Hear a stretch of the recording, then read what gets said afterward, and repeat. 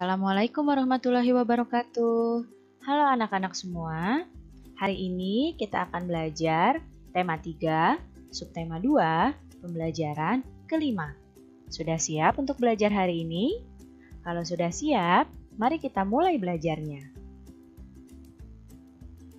Perhatikan gambar makanan yang ada di hadapan kalian.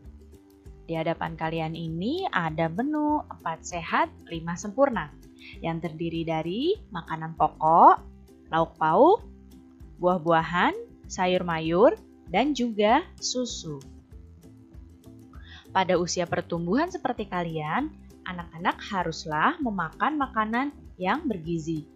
Makanan yang disajikan hendaknya menyediakan zat-zat yang dibutuhkan untuk anak-anak berkembang di dalam masa pertumbuhannya. Manfaat makanan yang kita makan diantaranya, yang pertama, makanan itu sebagai sumber energi. Kemudian, makanan juga pelindung tubuh kita terhadap penyakit. Kemudian, makanan sebagai sumber pembangun pertumbuhan dan perbaikan tubuh. Dan juga, makanan dapat mengganti sel-sel tubuh yang sudah rusak atau tua. Apakah dengan hanya makan tubuh kita bisa menjadi sehat? Tentu saja tidak. Menjaga kesehatan tubuh bukan hanya dengan makanan saja, tetapi banyak hal yang harus kita lakukan agar tubuh kita tetap sehat. Apa saja hal-hal tersebut? Cara menjaga kesehatan tubuh. Yang pertama adalah dengan mengkonsumsi makanan yang sehat, bersih, dan bebas dari kotoran. Makanan yang sehat itu makanan yang mengandung gizi-gizi yang seimbang. Kemudian, makanan yang bersih dan bebas kotoran itu makanan yang tertutup dan makanan yang tidak dihinggapi lalat. Ya.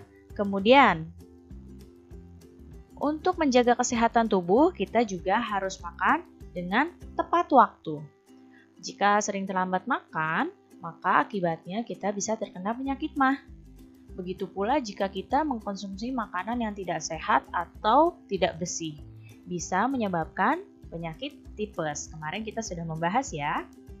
Kemudian, cara menjaga kesehatan tubuh yang selanjutnya adalah dengan olahraga yang teratur. Ya, setiap pagi kita berolahraga agar tubuh kita tetap sehat. Kemudian, cara menjaga kesehatan selanjutnya adalah dengan lingkungan yang sehat. Dengan lingkungan yang sehat, maka tubuh kita pun akan lebih baik pula kesehatannya. Jadi, ini adalah cara untuk menjaga kesehatan tubuh kita. Lihat di sini ada gambar anak yang sedang sakit perut bahkan sampai masuk ke rumah sakit. Nah, kemarin kalian telah mempelajari gangguan pada sistem pencernaan manusia. Adanya gangguan penyakit menyebabkan organ pencernaan tidak bisa berfungsi secara maksimal. Apa saja penyebab gangguan pada organ pencernaan manusia? Yang pertama, penyebabnya karena makan yang tidak teratur. Nah, makan yang tidak teratur ini bisa menyebabkan penyakit MAH ya. Kemudian yang selanjutnya mengkonsumsi makanan dan minuman yang tidak bersih. Mengkonsumsi makanan dan minuman yang tidak bersih bisa menyebabkan diare, bisa juga menyebabkan tifus dan juga menyebabkan kolera. Kemudian yang bisa menyebabkan gangguan organ pencernaan adalah mengkonsumsi makanan yang telah basi. Ini berbahaya ya bagi pencernaan kita. Kemudian, penyebabnya yang lain adalah kurang mengkonsumsi makanan yang berserat. Nah, jika kurang mengkonsumsi makanan yang berserat, maka akibatnya bisa sembelit atau konstipasi. Dan penyebab gangguan pencernaan selanjutnya terlalu banyak mengkonsumsi makanan pedas. Mengkonsumsi makanan pedas itu boleh, tapi jangan berlebihan. Jika berlebihan, maka pencernaan kita pun akan terganggu. Jadi, ini adalah beberapa penyebab gangguan pada organ pencernaan manusia. Nah, lihat di sini ada anak-anak yang sedang menonton TV dan di TV-nya ada iklan yang mengajak untuk melakukan gerakan 3M. Apa itu 3M? Ya, menguras, menutup, mengubur. Nah, gerakan 3M ini bisa membuat kita terhindar dari penyakit demam berdarah. Iklan, sebagaimana yang telah kalian pelajari, ada iklan pada media cetak dan ada iklan media elektronik. Iklan media cetak itu adanya di majalah, di koran. Kalau iklan media elektronik itu ada di televisi, radio, dan internet. Nah, iklan pada media cetak itu berbeda dengan iklan media elektronik. Kalau pada media elektronik, iklannya itu punya naskah. Nah, naskah itu harus diperdengarkan atau diperagakan untuk disampaikan pada pendengarnya, ya. Nah, bagaimana memeragakan sebuah iklan? Nah, ketika kamu akan memeragakan sebuah iklan, ada langkah-langkah yang harus kalian ikuti. Perhatikan, yang pertama, kalian cermati dulu naskah iklan elektronik yang akan diperagakan. Iklannya mau tentang apa dan buat naskahnya. Kemudian dibaca dan dicermati dulu naskahnya. Kemudian setelah itu, temukan isi dan pesan yang termuat dalam iklan tersebut. Nah, barulah kalian merangkai isi dan pesan tersebut. Kemudian, sampaikan iklan dengan suara yang jelas dan tidak terburu-buru. Dan tambahkan kalimat unik agar penonton tertarik dengan iklan yang kamu peragakan.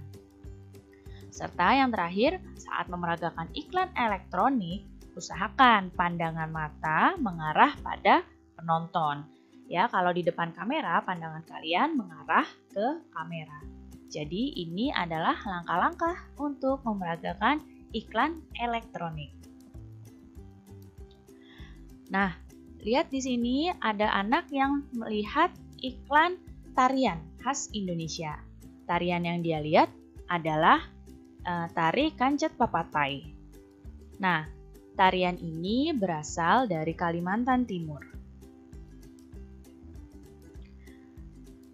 Tari Kancet Papatai merupakan tarian perang yang berasal dari Kalimantan Timur. Tarian ini bercerita tentang seorang pahlawan Dayak yang sedang berperang melawan musuh dengan gagah berani. Properti yang digunakan pada tarian ini antara lain adalah mandau. Nah, ini mandau atau senjata khas Dayak, ya. Kemudian ada perisai dan ada baju perang. Gerakan pada tari Kancet Papatai cukup sederhana dan banyak didominasi oleh gerakan melompat kecil. Apa saja ya gerakan pada tari Kancet Papatai? Gerakan yang pertama yaitu melompat-lompat kecil sambil berputar dengan tangan yang satu seakan memegang pedang dan tangan satunya lagi seakan memegang tameng. Ya, jadi kalian melompat-lompat kecil sambil berputar dan tangan yang satu memegang perisai, tangan yang atau tameng, tangan yang satunya memegang pedang. Kemudian, gerakan yang kedua adalah berjalan ke depan dan ke belakang dengan satu tangan menghunuskan pedangnya. Kemudian kedua tangan bertemu. Gerakan yang ketiga, kedua kaki dilebarkan dan kedua tangan membuka dan menutup. Gerakan yang keempat, kedua kaki berjingkat, melompat kecil, seraya kedua tangan bergantian berputar. Nah, jadi ini adalah gerakan tari Kancet Papatai, ya. Ini tahapan gerakannya. Kalian bisa peragakan tarian ini di rumah, ya.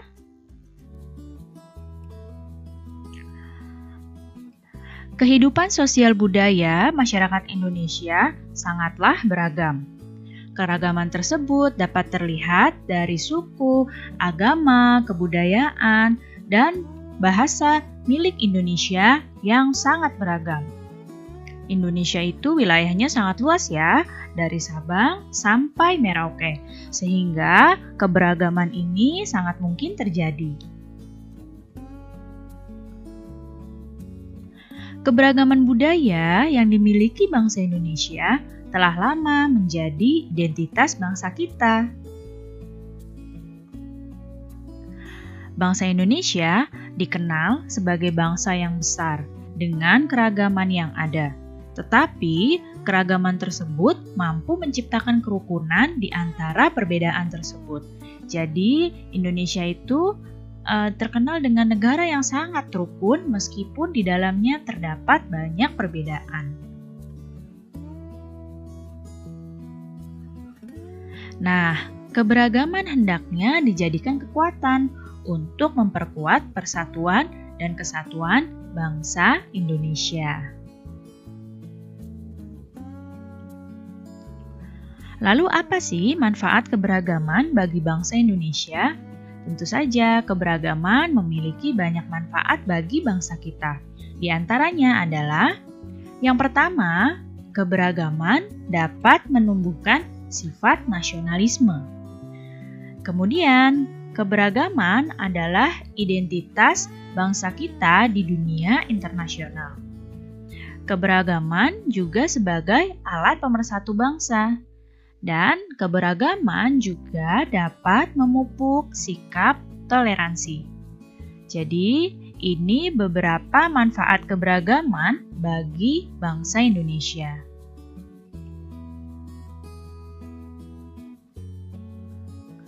Bagaimana kita bersikap dalam keberagaman? Nah, ini adalah beberapa contoh sikap yang harusnya kita lakukan ketika berada dalam keberagaman.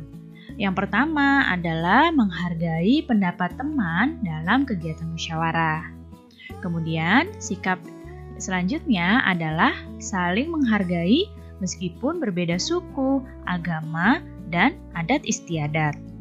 Kemudian, menyelesaikan masalah dengan jalan musyawarah. Selanjutnya, mendahulukan kepentingan umum daripada kepentingan pribadi. Dan memberi kesempatan orang lain untuk beribadah sesuai dengan agamanya.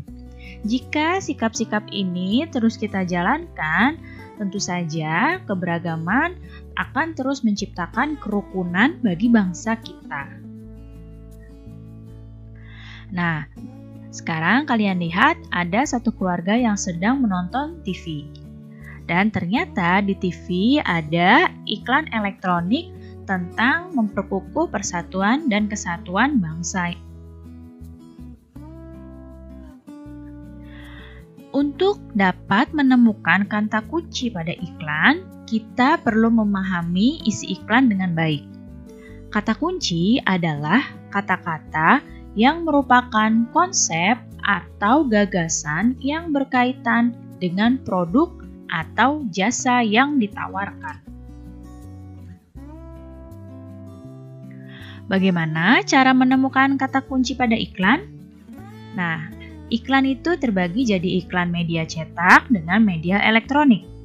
Jika pada iklan media cetak, cara menemukan kata kuncinya adalah dengan membaca kalimat yang tertulis di iklan tersebut.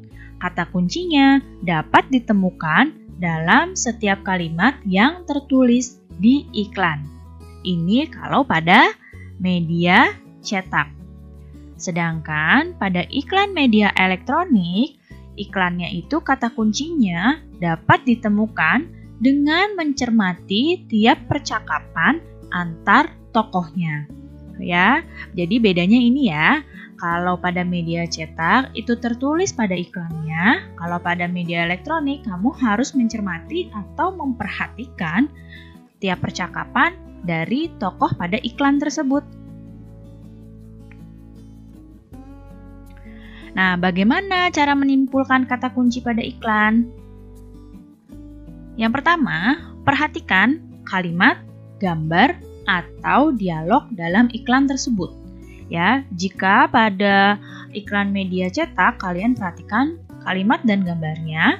Jika iklan pada media elektronik, kalian perhatikan dialog dalam iklan tersebut. Kemudian, kalian temukan topik atau informasi apa yang penting dan terdapat dalam iklan tersebut. Kemudian yang ketiga, tulislah topik tersebut dalam 1 atau 2 kata. Kata-kata pada topik mampu mewakili isi iklan, itu yang dinamakan dengan kata kunci.